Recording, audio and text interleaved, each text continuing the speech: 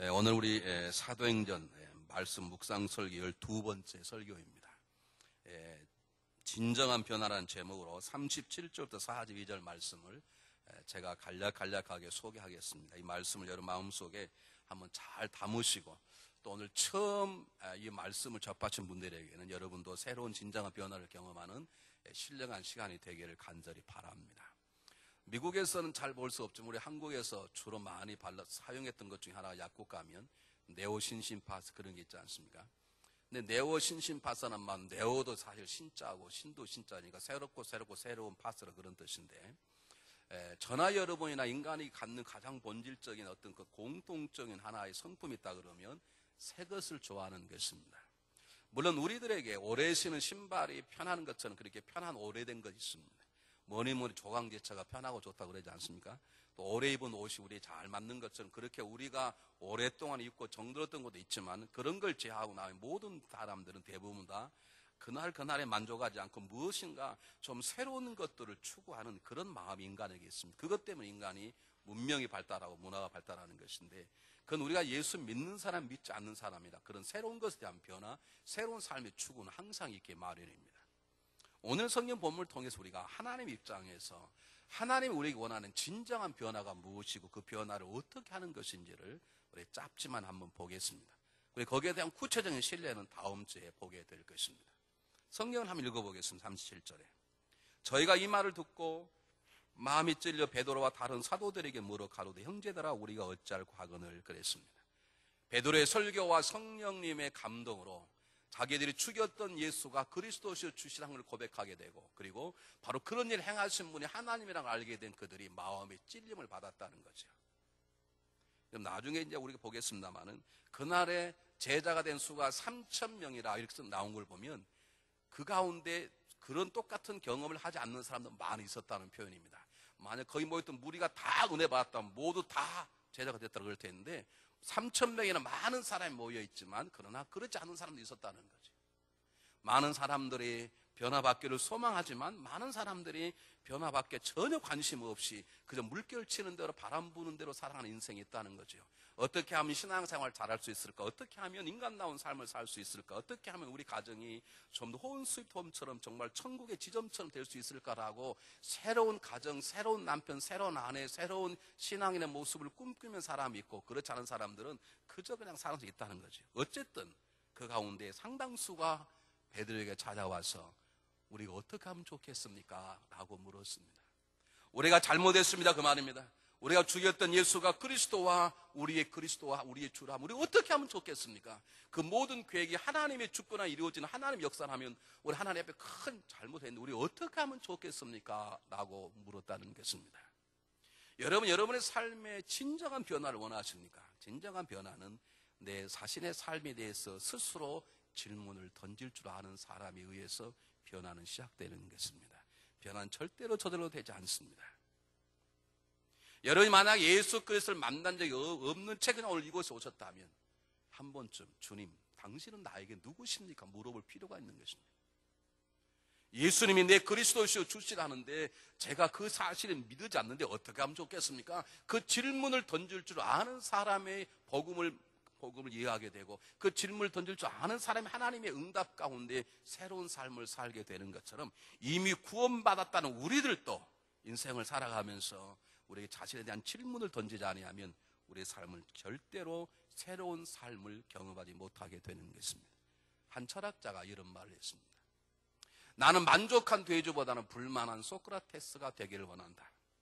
돼지란 동물은 먹을 것만 주면 자기의 잠자리가 더럽든 말든 전혀 신경 쓰지 않지 않습니까? 청소하려고 생각지도 않고 그저 밥만 주면 만족하게 살아가는 그런 돼지보다는 삶 속에서 불만하고 고민하고 묻고 인생을 살아가는 소크라테스를 택하겠다, 그런 존재가 되어야 되겠다고 말했던 것처럼 저와 여러분이 정말로 삶다운 삶, 진정으로 변하는 삶을 살려면 우리가 항상 중요한 것은 질문할 줄 아는 인생이 되는 것입니다.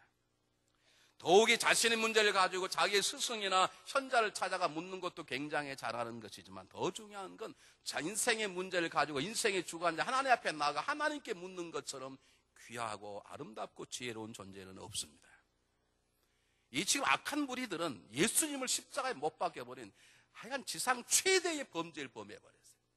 그런데 그들은 놀랍게도 그 때문에 일어난 자기 안의 두려움을 가지고 베드로에 와서 묻는 것입니다. 우리가 이런 큰 악한 일을 해서 우리가 지금 두려움 가운데 있는데 어떻게 하면 좋겠습니까? 베드로에게 물었다는 것은 곧 하나님께 물었다는 것과 동일합니다. 왜냐하면 베드로가 하나님 말씀을 하고 있기 때문에 그렇습니다.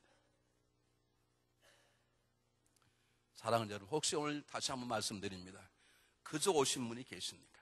아직도 구원의 확신이 없으신 분이 계십니까? 여러분 자신 함께 하나님께 물어보시길 바랍니다. 구원받아야 된다는데, 예수가 그리스도시요, 목사님 말에 예수를 믿어야 된다는데 믿지 않는데 어떻게 하면 좋겠습니까? 한 번쯤 물어보시길 바랍니다. 하나님 여러분에게 분명히 말씀하실 것입니다. 이미 구원받아서 집사가 되고 권사가 되고 장로리들 그 묻지 않습니까? 이미 결혼한 사람 묻지 않습니까? 그렇지 않습니다. 내가 정말로 집사다운 삶을 살고 싶고, 내가 권사다운 삶을 살고 싶고, 내가 어제의 장로가 아니요 새롭게 성숙한 장로가 되고 싶고, 내가 어제의 목회자가 아니라 정말 변화된 목회자가 되고 싶고, 더 좋은 남편, 좋은 아내가 되려면 하나님 앞에 앉아서 한 번쯤 물어보아야 합니다.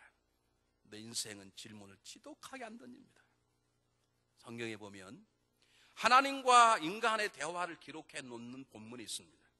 그게 아담과 이브가 죄를 지고 숨었을 때 주님이 와서 말씀하신 것입니다. 물론 그 앞에 하나님께 에덴의 동산을 창조하시고 만드시고 하나님께서 아담에게 모든 동물의 이름을 지어할 때 그 이야기가 대화가 됐겠죠. 그런데 그걸 기록하지 않고 다운풀 통해서 이 말씀에 구체로 기록된 말씀, 첫 번째 말씀 뭐냐면 아담아 내가 어디 있느냐 질문입니다. 이 질문은 아담과 같은 우리들이 우리에게 스스로 물었어야 될 질문, 우리가 원체 묻지 않으니까 하나님이 우리에게 가르친 질문인 것입니다. 너 인생들아, 때가 되면 항상 물으라는 거죠. 내가 지금 어디 있는 것인가, 내가 제대로 설 때 서 있는 것인가를 묻고 살아라는 것입니다. 그 질문을 던지는 자에게, 특히 하나님 앞에 그 질문 던지는 하나님 말씀해 주시고 그 질문을 응답을 통해서 순종하기만 하면 우리는 하나님의 거룩한 자녀로 살아가게 될 것입니다. 이 악한 무리들은 예수님을 십자가에 못 박는 엄청난 죄를 범하였지만 질문을 기가 막히게 잘한 것입니다. 우리 어떻게 하면 되겠습니까? 그 질문에 베드로는 답을 줬고 그 답에 순종할 때 이들은 살인자에서 변해서 위대한 예루살렘 교회의 탁월한 성도의 자리에 서게 되었습니다. 우리 문제는 우리는 질문하지 않습니다. 더 놀라운 건 질문 아예 안 하면 좋겠는데 이 눈이라는 게 밖으로 열려져 있어서 우리는 자기 자신은 질문 안 하고 남에 대한 질문을 엄청나게 한다는 것이 우리 비극임을 아십니까? 왜 집사님은 저렇게 신앙생활 하시지? 저렇게 하면 안 될 텐데. 왜 권사님은 저렇게 신앙생활 하시지? 저러면 안 될 텐데. 우리 그렇게 남에 대해서는 무지하게 질문을 잘해요. 지난번에 사무실에서 목사님 분명히 왜 전화를 안 받으셨지? 내 전화가 기분 나쁘신가? 우리 그런 질문을 잘해, 저에 대해서. 남에 대해서 묻지 마시고 한 번쯤 하나님 앞에 앉아서 하나님 제가 지금 제대로 신앙생활을 하고 있는 것입니까? 하나님 도대체 제가 누구입니까? 하나님 저를 구원하셨다는데 하나님 구원하시고 왜 저 같은 사람을 구원하셨습니까? 제가 살아야 할 삶의 목적이 무엇입니까? 하나님 제가 제대로 가고 있는 것입니까? 제가 이러다가 망하지 않겠습니까? 물어보셔야 합니다. 가인이 아벨을 죽였습니다. 엄청난 사건입니다. 하나님이 찾아와서 묻습니다. 가인아, 네 동생 아벨이 어디가 있느냐? 이건 우리가 물어야 될 질문입니다. 아벨의 물을 질문입니다. 우리가 이 땅에 살아가며 형제 자매와 더불어 우리는 한 형제 자매가 되었습니다. 우리가 중앙연합감리원 교회 안에 저와 여러분 한 지체이고 저와 여러분 한 형제 자매임을 믿습니까? 저와 여러분 한 몸임을 믿습니까, 여러분? 그렇다면 우리는 우리의 몸만 돌보는 게 아니라 다른 손도 돌봐야 됩니다. 이 눈과 두 눈이 다른 모든 걸 다 돌보지 않습니까? 우리는 내 자신만 바라봐. 한 번 시간 내서 내가 아는 그 집사람 잘 살아가고 있는 것인가? 나는 사업이 이렇게 잘 되는데 그분은 어떤 것인가? 우리 한 번쯤 물어봐야 돼. 한 번도 묻지 않으니까 주님께 직접 하나님 물으시는 거예요. 하나님께서 내 동생 아벨이 어디가 있느냐? 예수님께 제자들에게 물었습니다. 너희는 나를 누구라 그러느냐? 오늘 예수님을 내 삶의 구주로 고백했습니다. 믿습니다. 그리고 구원받았습니다. 그리고 두 번 다시 예수님이 내 누군가를 묻지 않습니다. 여러분 지금 여러분 삶 속에 예수 그리스도가 누구십니까? 지금 여러분의 삶 속에 예수 그리스도 누구시냐고요? 여러분 구세주이십니까? 그것밖에 안 되는 것입니까? 그분이 여러분의 삶의 주인이 있습니까? 내 주 대신 모든 것을 내려놓고 내가 주인 삶 모든 걸 내려놓고 내 주 대신 그분을 사랑한다며요. 그럼 그분이 정말 여러분 삶 속에 주인의 자리에 있습니까? 아니면 찬양만 그렇게 하는 것입니까? 인생의 삶의 변화의 시작은 구원받지 못한 사람에게도 진정한 신앙은 내가 어떻게 하면 될 것인가 라고 묻는 것이고, 이미 구원받는 신앙인들이 자라 예수의 모습을 닮아가는 건강한 지체요, 교회를 세우는 지체요, 남에게 덕을 끼치는 존재가 되려면 진지하게 물어보아야 합니다. 하나님, 제가 지금 제대로 살아가고 있습니까? 하나님, 제가 제대로 살아가고 있는 것입니까?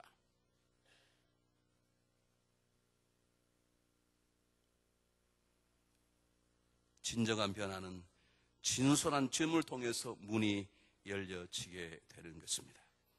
우리 하나님 앞에 진솔하게 질문하면 그분은 아름다운 답으로 우리 인생을 가득 채워주시고, 그 답을 붙잡고 살아가더라면 우리 인생의 삶이 악한 무리들이 변해서 초대교회 예루살렘 교회 개척 멤버가 되었던 것처럼 우리 인생은 그분이 쓰시는 거룩한 도구로 쓰임받게 될